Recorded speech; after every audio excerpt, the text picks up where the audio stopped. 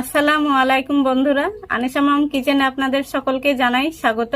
আজকে আমি এই যে 500 ওজনের একটি ইলিশ রান্না করে দেখাবো। তো ইলিশটা এবার আমি কেটে নেব।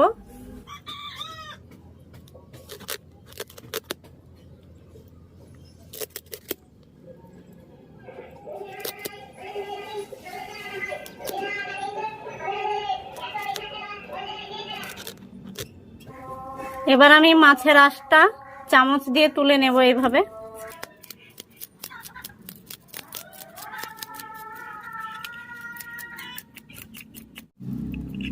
সম্পূর্ণ আঁশটা তোলা হয়ে গেছে। এবার আমি মাছটা কেটে নেব। মাছের মাথাটা আমি রেখে দেব।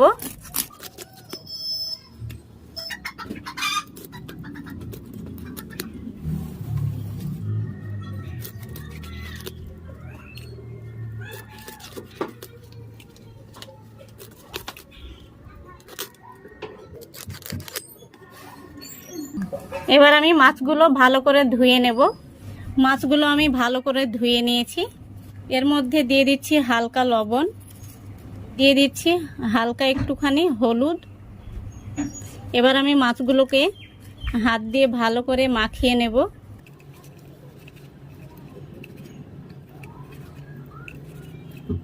তো এইভাবে আমি লবণ আর হলুদ ভালো করে মাখিয়ে নিয়েছি। এবার এটাকে আমি 5 মিনিট রেখে দেব আর মাছের জন্য মশলাটা বানিয়ে নেব। এখানে আমি একটি মিক্সিং জার নিয়েছি। জারের মধ্যে দিয়ে দিচ্ছি একটা বড় সাইজের পেঁয়াজ কুচি,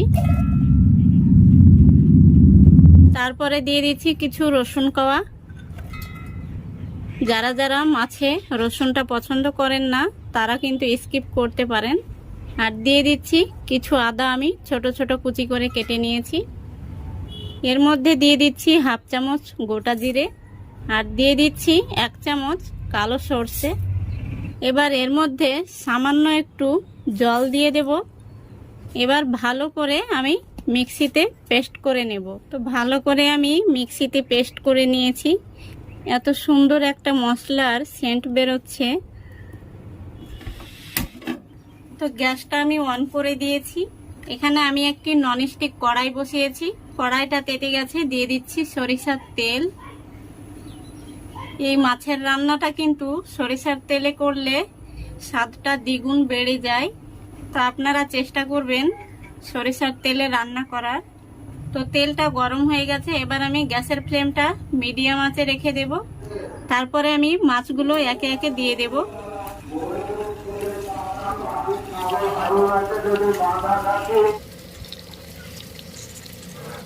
এইভাবে অল্প আঁচে রেখে মাছগুলো আমি ভালো করে ভেজে নেব।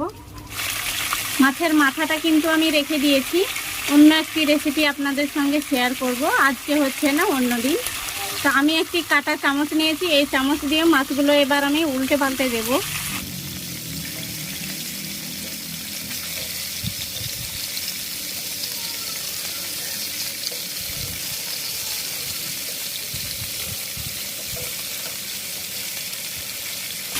এইভাবে নাড়াচাড়া করে আমি উল্টে পাল্টে ভেজে নেব। তো মাছগুলো দেখুন খুব সুন্দর করে আমি উল্টে পাল্টে ভেজে নিয়েছি। এবার মাছগুলোকে আমি তুলে নেব।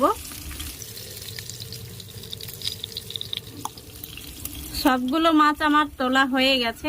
এই তেলের মধ্যেই এবার আমি ডুমো ডুমো করে দুটো মোটা সাইজের আলু কেটে নিয়েছি, দিয়ে দেব এই তেলের মধ্যে। দিয়ে দেব সামান্য একটু লবণ, হালকা করে একটুখানি হলুদ। তারপরে আমি এই তেলের মধ্যে আলুটাকে ভালো করে ভেজে নেব। তো আলুটাকে আমি এইভাবে ঢাকা দিয়ে মাঝে মাঝে তুলে নাড়াচাড়া করে ভালো করে ভেজে নেব, যাতে আলুটা ভালোভাবে সেদ্ধ হয়ে যায়। ঢাকাটা তুলে আমি এবার আলুটা দেখে নেব। আর মাঝে মাঝে আমি কিন্তু ঢাকাটা তুলে আলুগুলো নাড়াচাড়া করে দিয়েছি। আলুটা কিন্তু খুব সুন্দরভাবে ভাজা হয়ে গেছে, দেখতেই পাচ্ছেন। তো এবার আমি আলুগুলো তুলে নেব। সবগুলো আলু আমি তুলে নিয়েছি। এবার আমি এই তেলেই দিয়ে দিচ্ছি দুটো তেজপাতা। তেজপাতাগুলো আমি একটু ছিঁড়ে দিয়ে দিচ্ছি। এরপরে দিয়ে দিচ্ছি হাফ চামচ 5 ফোড়ন আর দিয়ে দিচ্ছি হাফ চামচের অর্ধেক গোটা জিরে। এটাকে হালকা ভেজে নিয়েছি। এবার এর মধ্যে দিয়ে দিচ্ছি যে মশলাটা আমি মিক্সিতে পেস্ট করে রেখেছিলাম, সেই মশলাটা।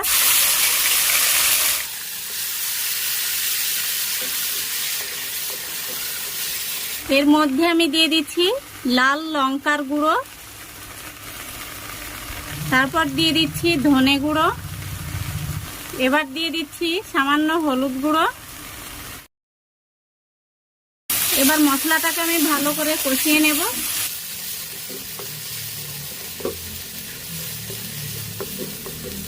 জিরের গুঁড়োটা আমি অ্যাড করতে ভুলে গেছি, এই ছোট্ট চামচের 1 চামচ দিয়ে দিচ্ছি জিরে গুঁড়ো। আবার আমি ভালো করে নাড়াচাড়া করে নিচ্ছি। মশলাটি কিন্তু কষানো হয়ে গেছে। এবার আমি দিয়ে দিচ্ছি জল। এবার আমি ঝোলটাকে ঢাকা দিয়ে ভালো করে ফুটিয়ে নেব। ঝোলটা কিন্তু ফুটে গেছে। এবার এর মধ্যে আমি আলুগুলো দিয়ে দিচ্ছি।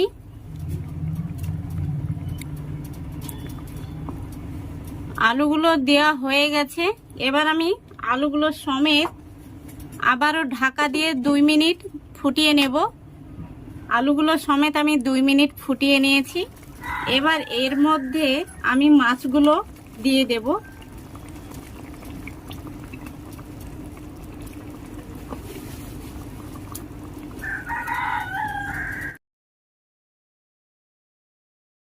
এবার আমি দিয়ে দিচ্ছি মাছের ঝোল মশলা, তারপরে দিয়ে দিচ্ছি গরম মশলা।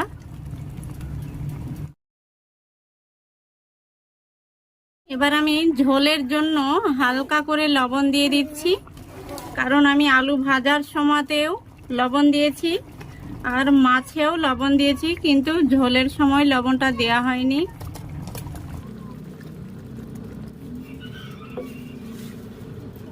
এবার আমি 2 থেকে 3 মিনিট ফুটিয়ে নেব।